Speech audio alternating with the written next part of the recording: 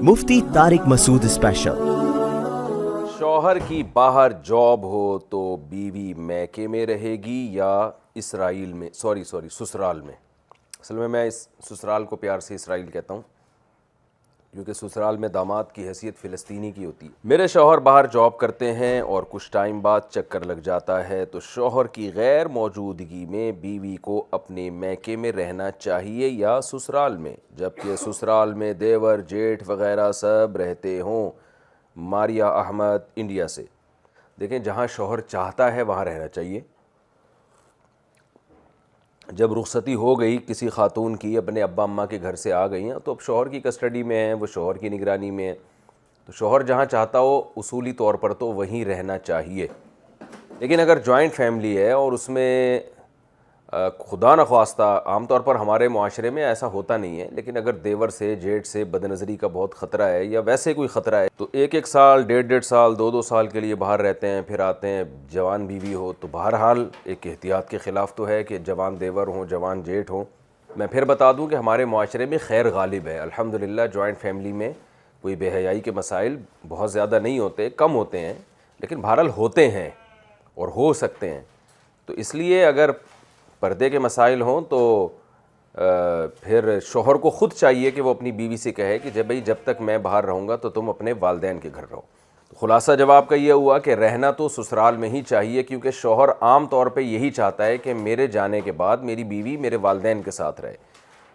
आम तौर पे हमारे मुआशरे में शौहर इसी को पसंद करता है कि भाई रुखसत हो के आ गई है तो अब ससुराल में रहना चाहिए उसको। लेकिन अगर ख़तरा हो तो फिर वो अपने वालिदैन के घर ज़्यादा बेहतर है वहाँ रहना। बचपन का रिश्ता पसंद ना हो तो क्या हम मना कर सकते हैं? मैं एक गांव में पैदा हुआ था, बड़ी नवाजिश आपकी जनाब, जहां मेरी अम्मी ने मेरा रिश्ता मामू की बेटी के साथ मिलकर कर दिया। मैं इससे शादी नहीं करना चाहता था क्योंकि वो दीनदार भी नहीं है। जब पैदा हुए थे उस वक्त आपको कैसे पता चला था कि वो दीनदार नहीं है? यानी उसी वक्त रिश्ता कर दिया था ना। अच्छा खैर, ये अब शादी नहीं करना चाहते उनसे क्योंकि वो दीनदार भी नहीं है और मैं इसे बिल्कुल पसंद भी नहीं करता। लिहाजा निकाह करके मैं इस पर कोई जुल्म नहीं करना चाहता और अपनी नस्ल की भी हिफाजत करना चाहता हूँ। बहुत दूर की सोच रहे हैं भाई। वो लोग कहते हैं कि अगर तुमने हमारी बेटी के साथ शादी नहीं की तो हम तुम्हारी फैमिली के साथ हर किस्म का रिश्ता नाता तोड़ देंगे। ओहो, तो इस सूरत में मेरे लिए क्या हुक्म है? क्या मैं ये रिश्ता ख़त्म कर सकता हूँ या नहीं? फैसल कुरैशी साहब, आपने बालिग होने के बाद, समझदार होने के बाद अगर उस रिश्ते को एक्सेप्ट कर लिया था और हाँ कर दी थी, तो फिर अखलाकियात का तकाज़ा बहरहाल यही है कि आप वहाँ शादी करें।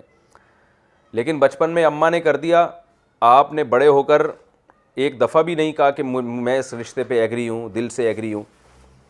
तो मशवरा तो मेरा यही है कि आप कर लें शादी। आपकी अम्मा की पसंद है, ख़ानदान सारा चाह रहा है, रिश्तेदारी जुड़ेगी, सवाब मिलेगा। लेकिन बहरहाल अगर आपके बिल्कुल भी तबीयत माइल नहीं है और आपको ये ख़तरा है कि आप उसको मोहब्बत नहीं दे पाएंगे, तो फिर आप दो टोक लफ्ज़ों में इनकार कर दें।